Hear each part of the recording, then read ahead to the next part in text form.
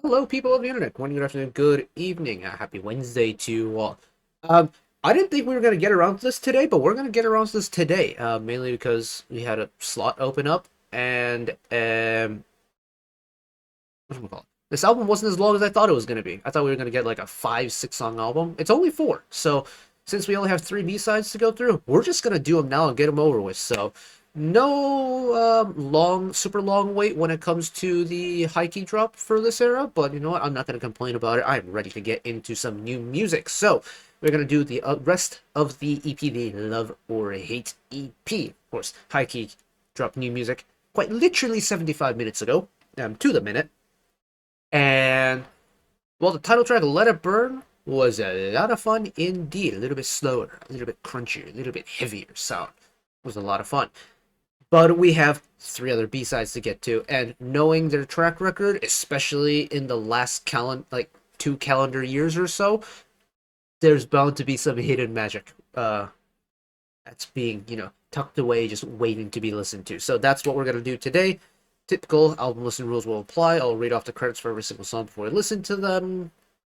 Listen to the song. I'll waffle about them the usual 9 yards, and we'll rinse and repeat until we finish the album. So let's get into it. Here we go.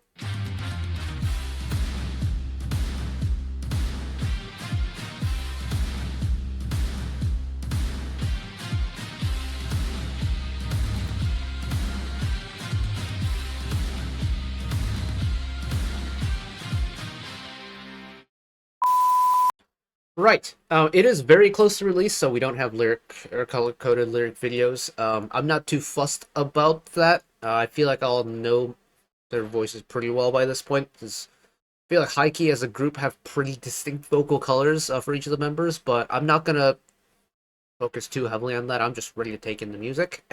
So song credits. I'm gonna quickly read off "Let It Burn" title track. So track number one, title track "Let It Burn." Lyrics, composition, and arrangement all done by the same person, Hong Ji Sang, which takes us to track number two, the first of the B sides. Heart emoji or heart icon letter. So love letter, I'm assuming, is the red title of it. Lyrics by all the members and Danke. Composition: Luis Udin, Isabel Zikai Gaboro. Is that all one? Oh my goodness, it is. Isabel Zikai, Gaboro Carlson, Simon Janasson, Gustav Landell, with Simon Janasson and Gustav Landell on arrangement. Those Scandinavian producer names, always kind of tasty. I don't know what it is about that region, but I feel like there's a lot of good producers from the Scandinavian region. Anyways,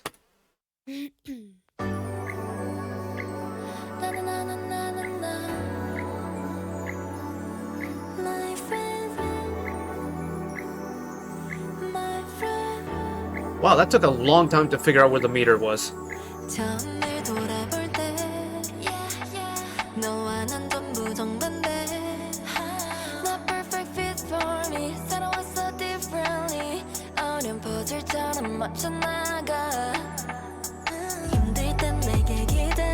I wish we had lyrics, because I would like to know what they're singing about, especially if the members partook in writing lyrics for it, but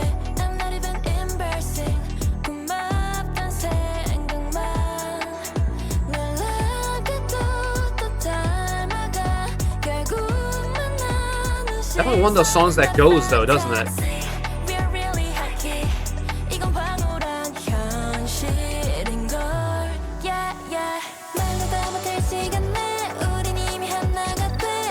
It's snappy.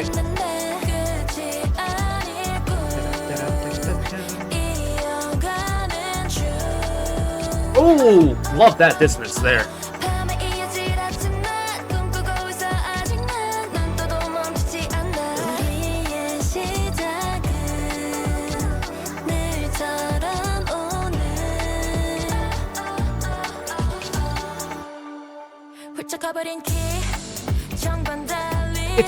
It's a weirdly almost entrancing song. It's one of those songs that kind of like so far has really sucked me in, and I've kind of got lost in the sauce a little bit because I'm just grooving.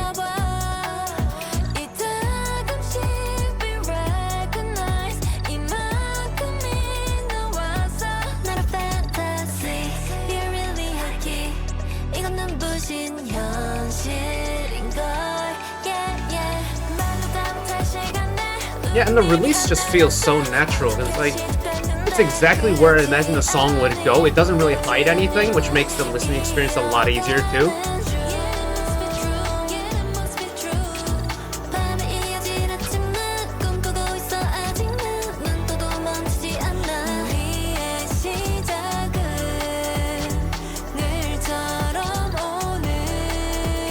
Oh,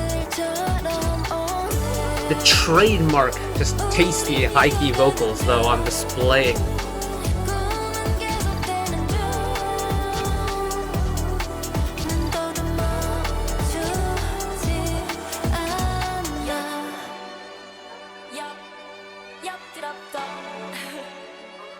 Again, I've lost the meter.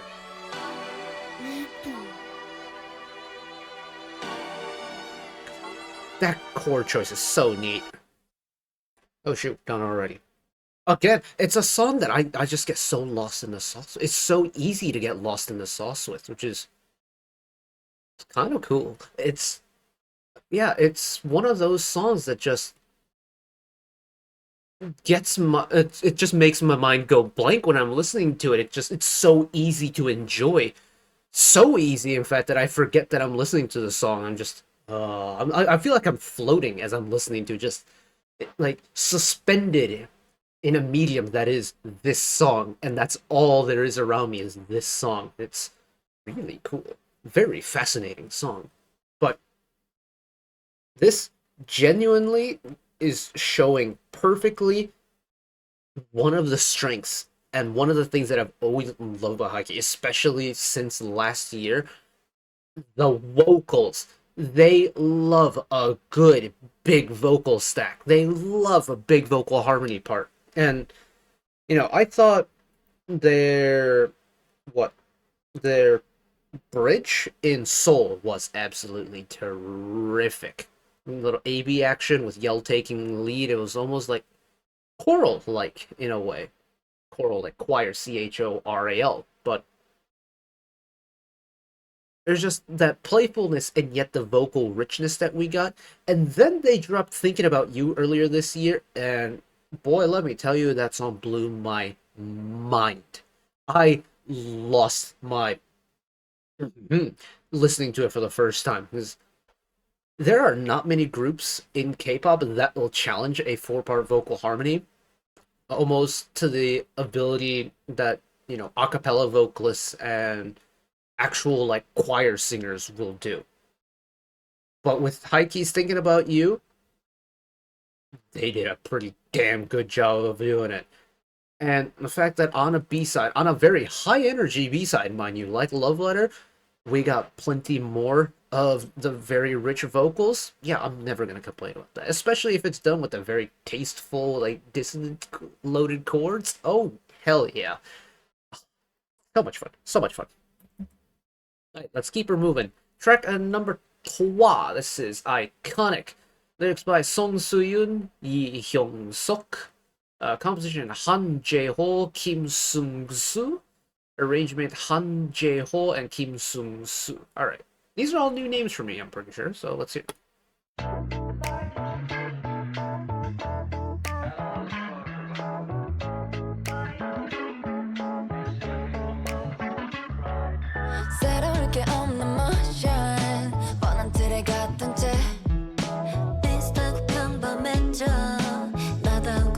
Slower, has a little bit of a swing to it. Feels a little bit more casual than the others.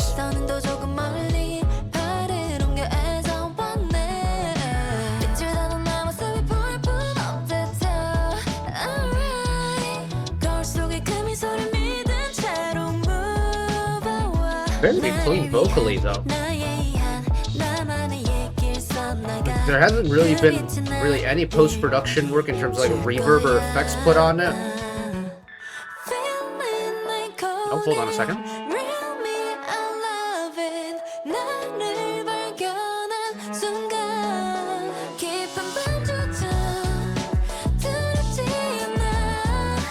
The cello is a really cool touch. It's not the instrument I would have expected.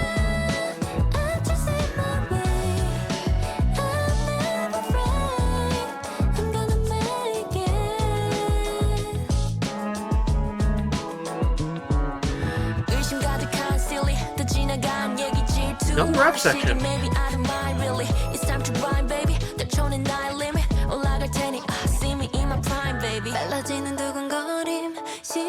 And again, it's a rap verse that just fits so seamlessly into the song. I feel like there's really no cue that like calls in the rap section, but it happens, and it happens so naturally.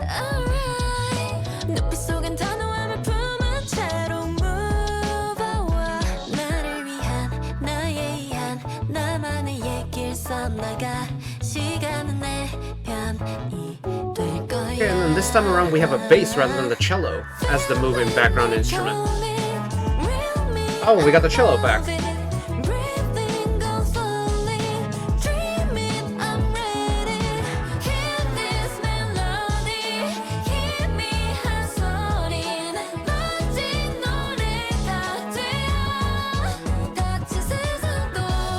The progression of that chorus is really cool too, because it keeps stepping up in terms of like what is the highest note in that little section.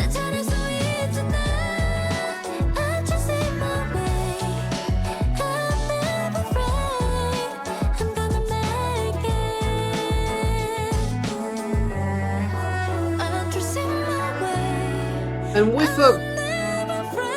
not like the most modern of beats, but still fairly modern sounding beat, pairing it with that very kind of elegant classical cello, really interesting. Also, very almost abrupt end there. I guess, was that another one of those songs that didn't have a bridge? We just kind of went straight to the outro.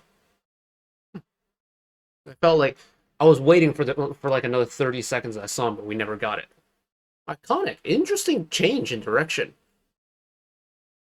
Like, this album doesn't have, like, that really fast banger in it. Or at least, not yet. But all of it's been very tastefully done. Like, Iconic, I think, rides a really interesting balance between that elegant classical side of things and that smooth... I don't want to call it sensual, because it's not, like, that level. But it's got a really nice, buttery, smooth, slower beat to it that kind of reminds me of some OSTs a little bit. That it's very akin to, similar to that late night vibe, although not quite exactly the same effect, but it's similar. It's got that kind of, you know, calm it back down a little bit vibes, and they pull it off. Again, they pull it off, and it's just another example of H1-KEY showing off just the tremendous amount of range they have in terms of genres and sounds that they can do. We got a yell rap verse in there again, which kind of like let it burn. I feel like rap verses have become a lot more sporadic in terms of when we get them since Athletic Girl when they debuted, right? Gosh, I don't remember the line distribution in Athletic Girl, but all I remember is Satala getting a whole lot of like... Satala is the first member that comes to mind when it comes to Athletic Girl and rapping.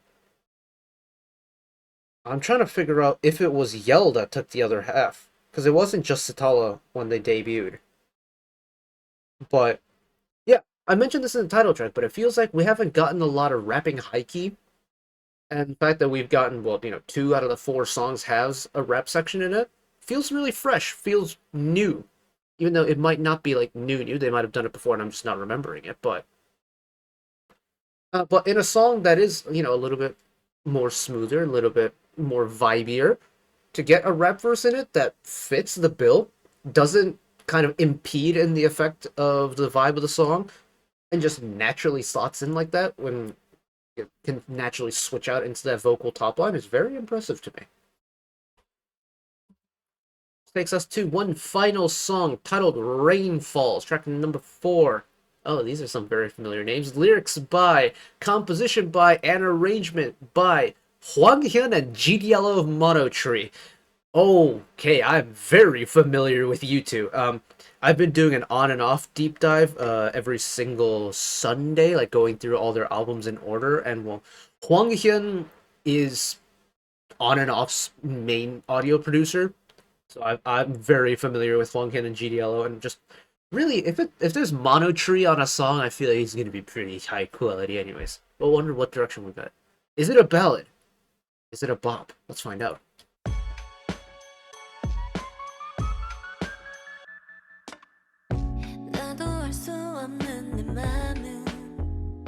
Oh. It's iconic vibes, but even more low-key. We're really kind of leaning into that late night vibe now. Hold on a second.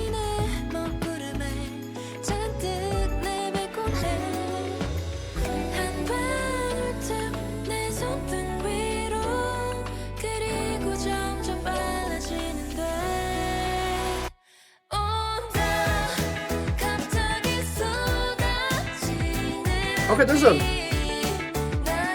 quite a high amount of brightness to this I wasn't expecting.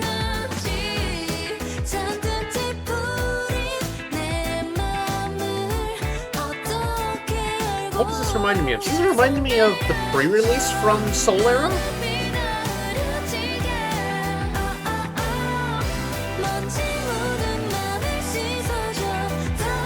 Was not expecting the song to grow like this in the post-chorus here.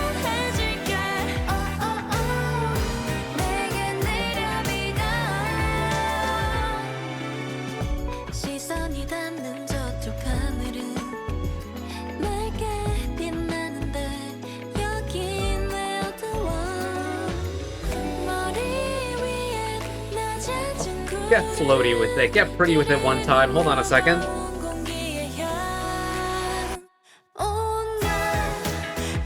And that hit for that chorus comes at you pretty hard.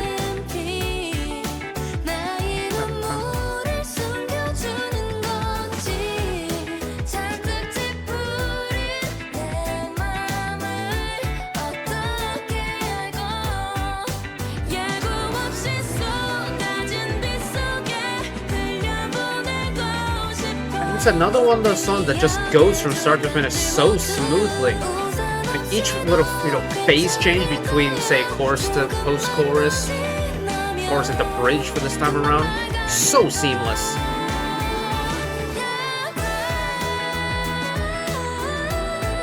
Hello, head voice flip. Hello, vocal run.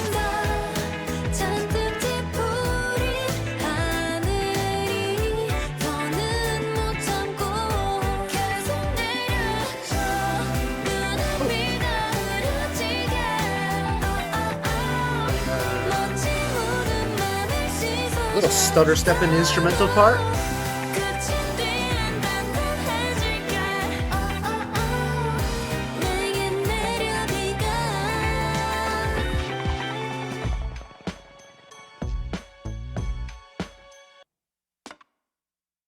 And that's how they reset the song at the end. Huh. Yeah, so no super upbeat banger this time around. It's just a lot of vibey music. It gets progressively vibier, I think, which, considering the natural progression of how songs kind of get put together, it makes sense. Was not expecting Rainfalls to be that bright in the chorus, though. I thought we were going to get, Iconic already is that kind of slower, groovier song. And so the way Rainfall started, I was fully expecting a late-night ballad, almost like romantic late-night ballad vibe. We got something very different. And it's kind of thrown me off a little bit. I mean, not thrown me off in a bad way, per se, but Rainfalls is like, I thought I had it down, and then that chorus came around, I was like, okay, hold on, I gotta regather my thoughts here. I feel like Rainfalls, again, is kind of high-key showing off that vocal range that they can do, especially, we got some head voice flips in there, this time going up. Like, I think we had head voice flips coming down in Let It Burn. This time we get them going up in Rainfalls. We get some really kind of floaty high vocal runs. A lot of the vocals in the song are actually very floaty. Because when it comes to the high-key lineup and their vocal power point of view, even though I feel like I haven't heard a lot of Soy do really, really powerful belting range powerful tones, all four members are capable of doing the really powerful vocals. And I feel like with Rainfalls, they didn't have to lean too far into it. We got a lot of very pretty kind of lighter on the ears vocal parts. which I think stylistically fits the song very well. If you had like a really punchy vocal part, it almost take away from the magic of the song in a way. Because like that brightness really sneaks up on you and it makes itself known. But because the vocals don't overdo it, it doesn't feel overwhelming to me. Like the instrumental definitely brightens up the song quite a bit, but it brightens it up in a way where it doesn't drown out anything, but it also doesn't overwhelm you when you're listening to it because everything else around it doesn't like equally jump up. It's not a linear like relationship between vocal and instrumental. It fluctuates in between, and it keeps the song very well controlled, and I highly appreciate that. That could have been very easy to get wrong, and they didn't get it wrong in my opinion. So, good stuff. Yeah, not the longest album in the world, and admittedly, actually, let's high key haven't had too many like long albums, right? Just thinking about you as a single. I guess Soul Dreamin' was 4.5 because it was an intro and 4 songs with 2 instrumentals. Didn't actually know it came with instrumentals, so that's a surprise to me. Um,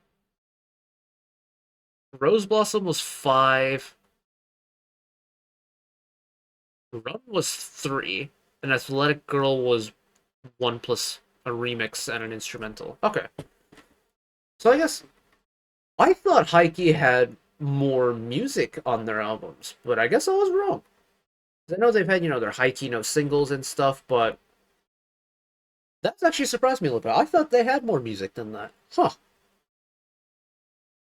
Either way, I kind of like the grooviness of this era. I was, no, admittedly, selfish me was kind of hoping we would get something a little bit bright. Not maybe not to the levels of, very bright and cutesy like Run, but maybe something like Soul again that had a little bit of snap to it. And, Let It Burn had a really nice bite to it that I mentioned in the MV portion of this that I really enjoyed as someone who grew up with 1980s rock music. But, for a summer release, this is actually quite a vibey and chill album, all things considered, which really surprises me. It's high key, like even Fun was bright and cutesy, but for me, I don't think they've ever leaned into like a stereotypical summer banger yet, and I'd be really curious to hear what that sounds like. I'm talking like Brave Girls Chimaparam, like that much summeriness. It's just the combination that I've always wondered what that would sound like, and I kind of hope that we get like maybe a special single in like end of August, just one song that's hella summery, hella bright. That's just hopeful thinking on my part. But all in all, it's not a bad album. It's typical high key, in typical high key fashion, very high quality across the board, and I can't really complain about that whatsoever. But that is going to be it from me today. Thank you all for listening along with me. Hopefully you enjoyed it as much as I did. One last request from me today. Let's work together as a community to bring a little bit of extra happiness back into the world, whether it be, checking with your friends and family, holding the door open for somebody, or even picking up a piece of trash off the street. Just one small act of kindness that may brighten up someone else's day to day. And know that wherever you are in the world, should you ever be going through a tough time in your life, for whatever reason it may be, even though I'm just some guy on the internet who waffles about music in his free time, know that I will always be a friend, ally, and a shoulder to lean on whenever you need me. So take care of yourselves, take care of each other, spread the love, and I will see you next time. Bye bye.